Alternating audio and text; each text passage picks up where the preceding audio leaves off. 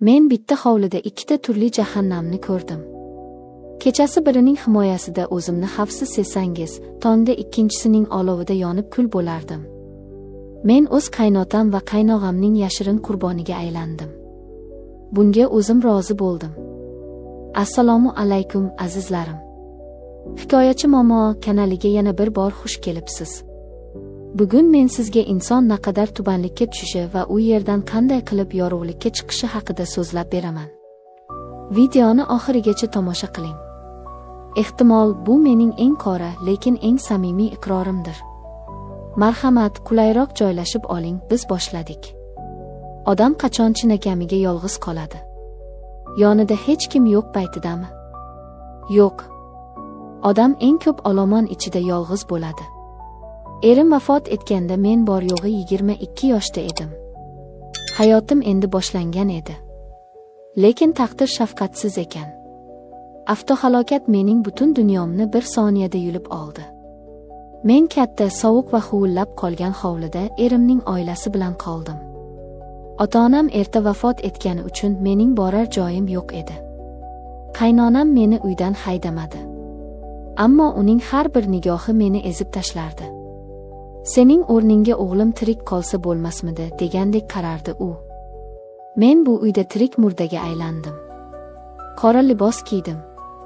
Sochlarimni tugib, o'zimni butunlay unutdim.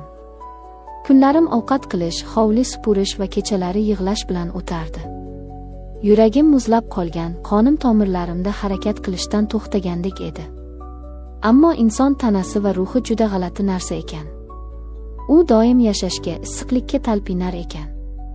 Men o'zimdagi ayollik hislarini o'ldirdim deb o'ylagandim. Lekin ular shunchaki chuqur uyquga ketgan ekan. Bahorning ilk kunlari edi. Havo biroz iligan. Men olma daraxti ostida yolg'iz o'tirardim. Qaynotam Usmon aka ishdan qaytdi. U 50 yoshlardan oshgan, juda salobatli, so'zi o'tkir inson edi. U doim menga qattiq qo'l ota kabi muomala qilardi. Lekin o'sha kuni u yonimga keldi. Uning ko'zlarida men avval hech qachon ko'rmagan qandaydir yumshoqlik, qandaydir og'ir dard bor edi. U yonimdagi o'rindiqqa o'tirdi. Biz uzoq vaqt jim qoldik. Faqat shamolning pichirlashi eshitilardi. "Sen juda yoshsan, qizim", dedi u to'satdan. Uning ovozi past va xirillab chiqdi. "Men sening ko'zlaringdagi o'limni ko'rib azoblanyapman. Sen yashashing kerak." Uning bu so'zlari muzlagan yuragimga bir tomchi issiq suvdek tomdi. Men ko'zimga kelgan yoshni yashirish uchun yuzimni o'girdim.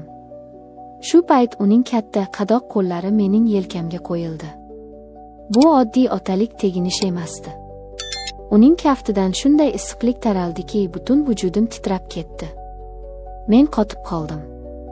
U qo'lini darhol tortib olmadi. Aksincha, barmoqlari bilan yelkamni ohista ezdi. Bu kichik teginish mening ichimdagi o'lik ayolni bir soniyada uyg'otib yubordi. Nafasim qisildi. Men unga qaray olmadim. O'rnimdan turib xonamga qochib kirdim. O'sha tun men uxlay olmadim. Mening badanim yillar davomida mehrga, teginishga qanchalar tashna bo'lganini endi tushunib yetgandim. Lekin bu uyda faqat qaynotam emas, qaynog'am ham bor edi. Sardor. U mendan 2 yosh katta, uylanmagan, erkin va olovli yigit edi. U akasining o'limidan keyin butunlay o'zgarib qolgandi. U doim menga uzoqdan, qandaydir yovvoyi, chaqnab turgan ko'zlari bilan tikilardi. Men uning nigohidan qochardim. Bir kuni kechqurun men oshxonada idish yuvayotgan edim. Hamma uxlab yotardi. Orqamdan shoshqin qadam tovushlari eshitildi. Sardor kirib keldi. U biroz ichgan edi. U to'g'ri yonimga keldi.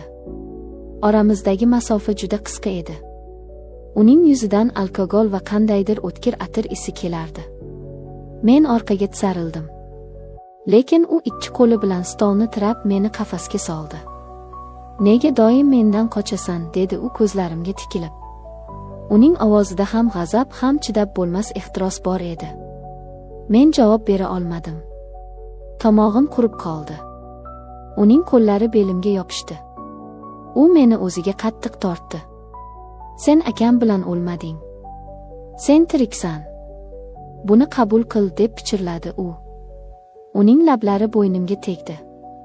Men qarshilik ko'rsatishim, uni itarib yuborishim kerak edi. Vijdonim shunday deb baqirardi. Lekin vujudim xiyonat qildi. Uning qaynoq nafasi yuzimga urilganda men ko'zlarimni yumdim. Bu olov edi. Meni kuydirib kul qiladigan ehtiros olovi. U meni devorga qattiq taqab uzoq va ehtiros bilan o'pdi. O'sha tundan keyin mening hayotim ikkiga bo'lindi. Men o'z ixtiyorim bilan gunoh botqog'iga botdim. Men mehrsizlikdan shu qadar aqldan ozgan edimki, har qanday issiqlikka jonimni berishga tayyor edim. Sardor bilan uchrashuvlarimiz olovli, yashirin va vahimali edi. U doim shoshqaloq, doim talabchan edi. Uning quchog'ida men o'zimni shunchaki istalgan ayoldek his qilardim.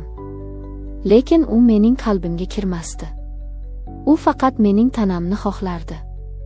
U men orqali o'lik akasining o'rnini to'ldirishga urinardi. Buni his qilganim sari ichimda yana bo'shliq paydo bo'la boshladi.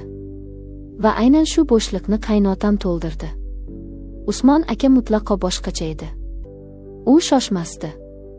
Uning har bir so'zi, har bir harakati o'ylangan edi. Bir kuni qaynonam va Sardor qarindoshlarnikiga to'yga ketishdi. Uyda Usmon aka ikkimiz qoldik. Havo yomg'irli, qorong'i edi. Men xonamda kitob o'qib o'tirardim. Eshik sekin taqilladi. U kirdi. Uning qo'lida 2 stakan issiq choy bor edi. U stol yoniga o'tirdi. Biz uzoq suhbatlashdik. U mendan orzularimni, nimalarni yoqtirishimni so'radi. Yillar davomida hech kim mendan bu narsalarni so'ramagan edi. Men unga dardlarimni to'kib soldim. Yig'ladim. U sekin yonimga keldi. Mening ko'z yoshlarimni barmoqlari bilan artdi. Men seni bu qafasda o'lib ketishga qo'ymayman, dedi u. Uning quchog'i Sardorniki kabi yovvoyi emasdi. Uning bag'ri issiq, xavfsiz va tinchlantiruvchi edi. U meni ohista o'ziga tortdi. Uning lablari mening peshonamga, keyin yuzimga tegdi. Bu butunlay boshqacha ehtiros edi. Bu himoyachining, egalik qiluvchining ehtirosi edi. Men unga taslim bo'ldim. Chunki men himoyaga muhtoj edim. Shu tariqa men dahshatli bir uchburchak ichiga tushib qoldim. Kechalari Sardorning olovida yonsam, tongda Usmon akaning sokin, lekin chuqur qamoqxonasida uyg'onardim. Men o'zimdan nafratlanardim. Oynaga qarab yuzimga tupurgim kelardi. Lekin bu giyohvandlikdan qutula olmasdim. Ikkala erkak ham menga o'zimni tirik his qilishimga yordam berardi. Men 2 xil muhabbat, 2 xil lazzat o'rtasida sarson edim. Sardor yoshlik, ehtiros va jinnilik edi. Usmon aka esa tajriba, xotirjamlik va psixologik bog'liqlik edi. Ular bir-birini bilishmasdi. Men bu qora sirni yuragimda saqlab kun sayin adoy tamom bo'layotgandim. Vijdon azobi meni kechalari bo'g'ib o'ldiray derdi. Har safar qaynonamning yuziga qaraganimda o'zimni do'zaxda yonayotgandek his qilardim. U ayol o'z erining va o'g'lining xiyonatidan bexabar, menga rahmi kelib non berardi. Sir qancha yashirilsa, uning portlashi shuncha kuchli bo'ladi deyshadi. Bu ayni haqiqat. Kuzning oxirgi kunlari edi. Havo qattiq sovigan. Men Sardor bilan uning xonasida edim. Biz ehtiyotkorlikni butunlay unutgan edik. Ehtiros bizni ko'r qilgan edi. Eshik qulflanmagan ekan. Biz o'z dunyomizda sarxush yotganimizda eshik birdan qattiq ochildi. Ostonada qaynonam Nodira opa turardi. Mening nafasim ichimga tushib ketdi. Qonim muzlab qoldi. Nodira opa joyida toshdek qotgan edi. Uning qo'lidagi suvli piyola yerga tushib chil-chil sindi. Uning ko'zlaridagi hayrat, dahshat va ifloslikni ko'rish. Bu o'limdan ham qattiqroq jazo edi. Sardor darhol o'rnidan sakrab turdi. U nima qilishni, qayerga berkinishni bilmasdi. Nodira opaning lablari titrardi. U gapira olmasdi. Faqat bo'g'iq, yirtqich hayvonnikiga o'xshagan ovoz chiqardi. Ifloslar, haromilar. U shunday deb orqaga tisarildi va yugurib ketdi. Men yalang'och tanamni ko'rpalarga o'rab, ho'ngrab yig'lab yubordim. Sardor menga qaramasdi. U shosha-pisha kiyimlarini kiydi. Uning yuzida ehtirosdan asar ham qolmagandi. U yerda faqat qo'rquv va o'z jonini qutqarish dardi bor edi. "Sen hammasini rasvo qilding", dedi u menga nafrat bilan qarab. Uning bu so'zi yuragimga xanjardek botdi. Men unga bo'ysungan edim. Endi esa u butun aybni menga to'nkayotgan edi. U xonadan yugurib chiqib ketdi. Meni yolg'iz sharmandalik ichida tashlab ketdi. Men qaltirab kiyimlarimni kiydim. Zal tomondan baqir-chaqir eshitilardi. Nodira opa dod solib yig'lardi. Men o'limga ketayotgan mahkumdek sekin zalga chiqdim. U yerda Usmon aka ham bor edi. Nodira opa uning yoqasidan ushlab, Sardor va mening qilmishimni qichqirib aytib berardi. Usmon aka menga qaradi. Uning ko'zlarida men uzoq izlagan o'sha himoya, o'sha "men seni qafasda o'lishga qo'ymayman" degan va'dani kutdim. Men unga ishonardim. U meni qutqaradi deb o'ylardim. Lekin men hayotimdagi eng katta darsni o'sha soniyada oldim. Usmon aka menga shunday jirkanish, shunday sovuqlik bilan qaradiki, men o'z o'rnimda qotib qoldim. U xotinining oldida o'z ismini toza saqlash uchun mendan mutlaqo yuz o'girdi. "Bu qanday ifloslik", dedi u qattiq baland ovozda. "Uyimizga ilon kirgizgan ekanmiz. Uni hoziroq uydan haydanglar." Uning bu so'zlari meni aqldan ozdiray dedi. Qanday qilib? Axir kechagina u mening sochlarimni silab menga tasalli bermaganmidi? Men uning uchun yashirin to'shakdagi sir edim xolos. Haqiqiy xavf tug'ilganda u o'z hurmatini, obro'sini tanladi. Meni esa itdek ko'chaga otdi. Nodira opa yig'lab turib mening narsalarimni sumkaga to'ldirib hovliga irg'itdi. "Yo'qol. O'g'limning ruhini harom qilgan iflos. Ostonamni boshqa xatlama", deb qarg'adi u. Kechasi soat 2. Yomg'ir shivalab yog'moqda. Men ko'chada bir dona yubka sumka bilan yolg'iz qoldim. Eshik ortimdan qattiq yopildi. Men eshik tagida tiz cho'kib ovozsiz yig'ladim. Meni butunlay yo'q qilishdi. Men mehr qidirib ehtirosga uchdim va oxir-oqibat tubsiz jarlikka quladim. Ikkala erkak ham meni sevmagan ekan. Sardor men orqali o'z olovini bosgan. Usmon aka esa yoshligini, o'zining erkaklik kuchini isbotlagan. Men ular uchun shunchaki asbob bo'lganman. Sharmandalik tushganda ikkisi ham erkaklik burchini unutib, meni yolg'iz tashlab ketishdi. Mahallada gap tarqaldi. Hamma meni toshbo'ron qildi. Qaynog'asi bilan yotgan buzuq degan tamg'i peshonamga urildi. Hech kim mendan so'ramadi. Hech kim mening qalbimni, nega bu yo'lga kirganimni tushunishga harakat qilmadi. Jamiyat doim faqat ayolni jazolaydi. Erkaklar esa oqdan oppoq bo'lib o'z hayotini davom ettiraveradi. Men poytaxtga qochib keldim. Hech kim tanimaydigan yot bir shaharga. Oylarcha ko'chada, ijaraxonalarda sarson bo'ldim. Pol yuvdim, idish yuvdim.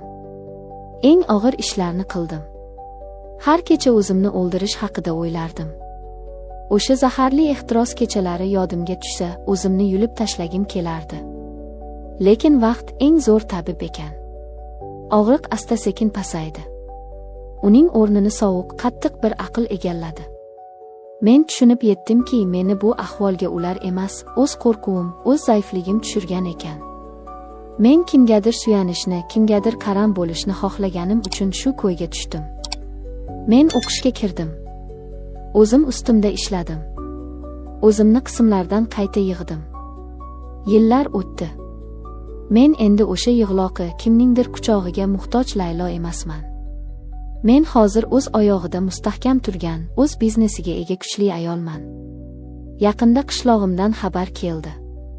Sardor ichkilikka berilib, avtohalokatda nogiron bo'lib qolibdi. Usmon aka esa og'ir kasallikka chalinib, to'shakka mixlanibdi. Ularning uyi do'zaxga aylanibdi. Men bu xabarni eshitib zarracha xursand bo'lmadim. Mening ichimda nafrat ham, qasos ham qolmagandi. Faqat chuqur bir achinish bor edi xolos. Bu ertak emas. Bu hayot. Xatolar qimmatga tushadi, lekin ular bizni ulg'aytiradi. Ayol kishining eng katta dushmani bu o'zini kimgadir bag'ishlabgina baxtli bo'laman degan noto'g'ri tushunchasidir. Hech qachon o'z qadringizni birovning ehtirosiga, soxta e'tiboriga almashtirmang.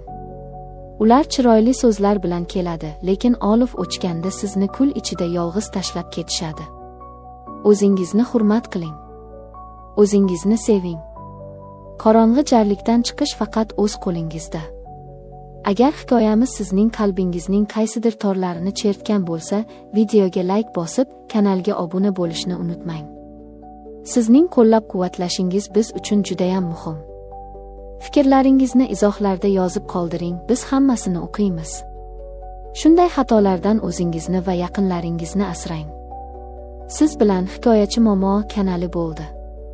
O'zingizni asrang, xayr.